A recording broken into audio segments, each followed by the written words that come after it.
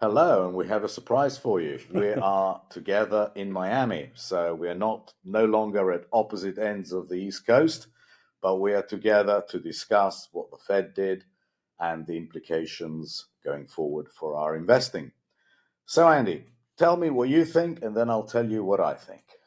Sure. So the big news of the week was the FOMC and other central banks, but mostly the FOMC. And as we highlighted in our last episode, the dot plot was the important part. But turns out that was less important than the way that Chairman Powell coached his language for the future.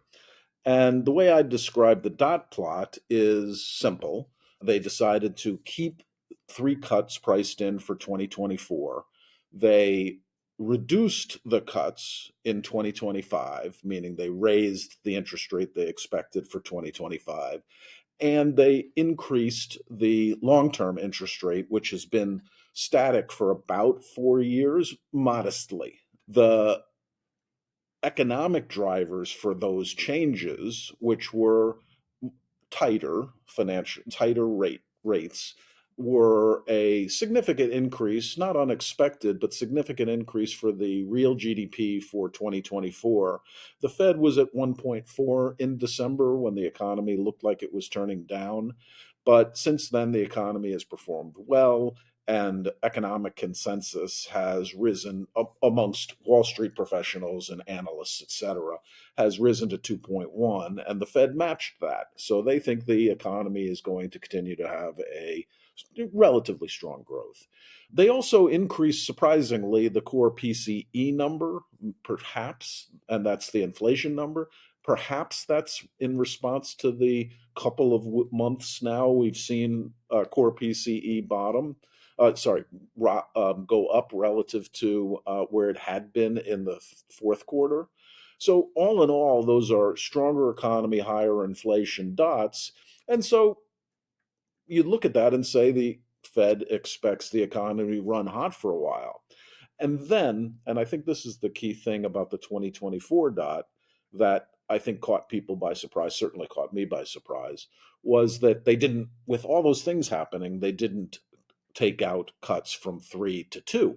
Now, when you look at the dot plot and you look at the 2024 cuts of the 19 members who voted, one of them, it really mattered what the person with three cuts moving to two cuts did, and one of them moved. One of them didn't move, and I think that's extremely important because that's probably Chairman Powell. Others across the board moved to a higher rate by 2024. And so the average actually was moved up quite a bit, where the median didn't move at all. So that brings us to Powell. And Powell was very relaxed, very somewhat dismissive of the idea of the two hotter inflation cycles we've had in January and February, pushed back strongly about FCI not really mattering much to the Fed, in that he said that conditions were restrictive, and also opened up what could only be perceived as a dovish view of quantitative tightening tapering fairly soon. And so when you add all those things up, the chair clearly wants to cut. And that just makes one think about what the implication is when you have the GDP rising, GDP estimates rising, and inflation warmer. It appears that the chair wants to allow the economy to run hot in 2024. Yeah. No, that is my key takeaway. The Fed is going to do its utmost to keep the economy running hotter for longer. So it was higher for longer, now it's hotter for longer. My key takeaway is that 2.5% inflation is probably the new 2%. So they are tolerating a bit higher inflation. I would have thought 3 to 3.5 is too much for them, but 2.5 to 3 is close enough. And therefore, I just can't see who in their right mind is going to rush to buy nominal bonds at 4.25% right now. To me, the odds are changing, and that is why we made the changes in the portfolio that we did. If you now tolerate 2.5% inflation and it's going to be sticky there, well, odds are that the new range is going to be 2.5 to 3, in which case tips are going to perform much better and give you a better yield than nominal bonds. And that is why we got out of all our nominal bonds. And I spent the whole of Thursday looking through my portfolio and selling anything that was fixed income and nominal. Right. So I did a complete clear out of everything because I just don't see the value, since I've been told by Powell that he's going to tolerate higher inflation. Now, inflation could collapse, but the odds of it happening are very low indeed. And here we have to play the odds. The odds now favor hotter inflation, higher growth for longer, and therefore a bigger allocation to risk and a smaller allocation to nominal bonds. Would you agree with that? Absolutely. The thing that, and this is for a long only portfolio that you want to own for a long time in an environment like that Nick just described, nominal assets just do poorly. There's a lot of other reasons why we have not favored nominal bonds, and we haven't owned TLT for almost, I don't remember how long it's been. And that includes the very large supply of nominal bonds that's going to be issued over the next half of the year, well, 3/4, for that matter, the next 2 years, and the extreme inversion of the curve, which means that the buyers that would normally buy a bond when it is trading with a positive yield spread to short-term rates just aren't there to support the bond market. So it doesn't appear that there's any reason to own the long-term bond market. And I don't, we've said this a number of times, and it's certainly key to my thesis at Damp Spring, is I don't think the economy weakens until long-term bonds have a much higher yield. We saw a modest slowing of the economy in the fourth quarter because nominal bond yields had risen over 5%. At 4.25, they're not going to constrain the economy. So at some level, you look at the Fed and say, we're willing to allow the economy to run hot. Part of that actually is directed at the long-term bond market to sell off so that the economy can then Absolutely. be impacted by that higher long-term rate. So I think you're fighting the Fed to buy long-term bonds here. Yeah, I absolutely agree. I just can't see the attractiveness. I can't see the risk reward. You always have to play the odds, and the odds are in favor of tips versus nominal bonds. And let's mention why we changed allocations to equities. Because if the Fed is correct and they're going to be able to run the economy hotter for longer, then this rally in equities should actually broaden to cyclical sectors. And instead of just having one big leader, which is AI and tech in general, the QQQs, you get this broadening of the rally to the whole economy. And therefore, you want to be as diversified as possible in your choice of equities. And that's why we chose VTI, which is an exposure to about 1,600 stocks, as opposed to the QQQs, which is 100 and stuff like that. So that is what we're trying to do. We're trying to listen to the Fed, agree with the Fed, and invest according to what they're telling us that they're seeing happening to the economy or what they want to see happen to the economy. In which case, I think we have the correct allocations now for a while.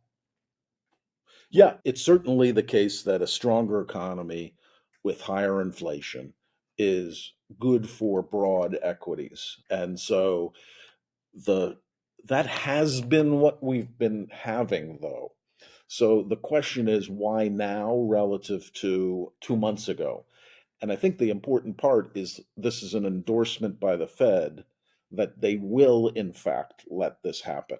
The fact that it has been happening is a little different than the fact that they now endorse it happening by cutting when it's unclear why. So yeah, I think that's the play for the next 3 months, we're what, about 40% ish long equities, and that hasn't really changed. It's really about the allocation. And that's the right play until the Fed decides to slow the economy and or the long-term bond market decides to slow the economy. I don't know which or if either will happen, Right, absolutely but if right. both of those happen or one or the other of those happen, that's when you want to get defensive in equities and when you want to get more concentrated in things that perform well when the economy is slowing. I think you said it correctly. The only thing that's going to kill this equity rally is going to be bonds. And that is nowhere near on the horizon at the moment. And until it happens, you have to stay longer of equities because equities will outperform bonds. That's all there is to it. And I think we have the correct allocation now, and we don't need to change it for a bit. What I think we need to do in the weeks and months ahead is think about the rest of the world. It's a big world out there, and a lot of countries and sectors could be doing a lot of catch up to what has happened in the US as well, because what is going to happen is that the rest of the world might start catching up with the US, but that is something that we need to think about for the next over the course of the next couple of weeks. There's no rush because equities in the US are very expensive relative to equities in the rest of the world. And therefore, if the whole of the world economy is supported by the Fed cutting first in June, followed by the ECB, followed by, and the Swiss National Bank did it this week, then the Bank of England. So it'll be a cascade of rate cuts around the world, and that should support asset prices throughout the world. And therefore, we should think about reallocating some from US exposure to rest of the world exposure because the rest of the world is trading at much cheaper valuations that could catch up to Right. US And the question valuations. that any equity investor has been thinking about, we've been fairly defensively positioned, and any equity investor should be thinking about with crypto near its highs, with NASDAQ, S&P, Dow, all at their highs, is whether to rush. And I still think there's no need. And perhaps we are underallocated equities, but I don't think so. I think we're solidly invested. So the question becomes, is this the time to lever up? Is this the time to replace with call spreads? And I don't think so at this stage. I think it's just the time to patiently look at what the data is providing us and make moves based on that. Absolutely. I think you've got the message. We think that nominal bonds are really going to underperform, certainly tips, hopefully. But in a normal portfolio, I think nominal bonds are now going to be the worst performer.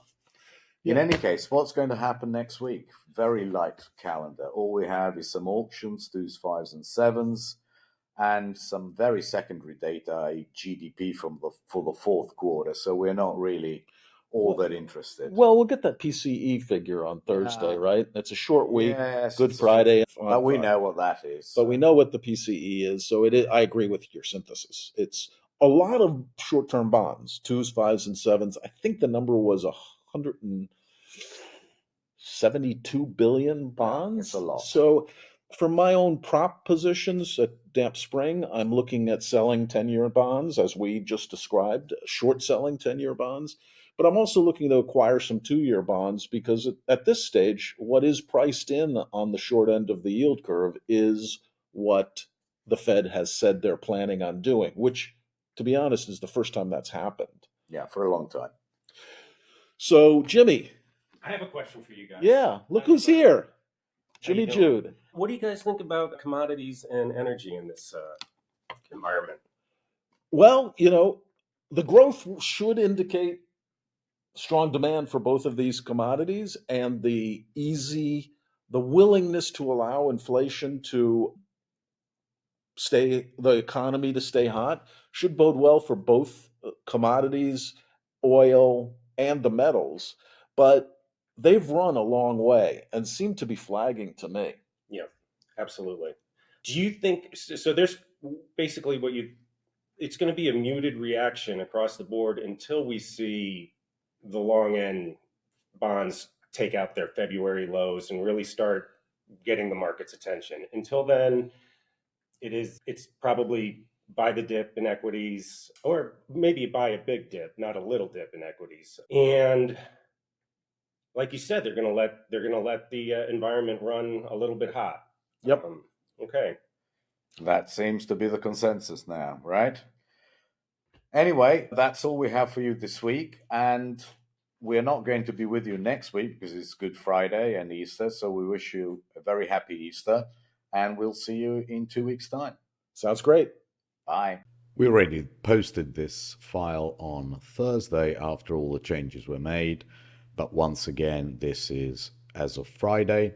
We are 40% invested in equities and mainly in VTI, so we have a broad dispersion. We are 20% in long tips and another 20% in short tips, with 5% in cash in the USFR FRN, and we have 10% in gold and 5% in GSG commodities. We feel that this is now broadly balanced and we would like to stay with it for a while. We might want in the weeks ahead to start buying some foreign diversification because there will be a catch-up trade from those should the world economy be doing better, as the Fed implies.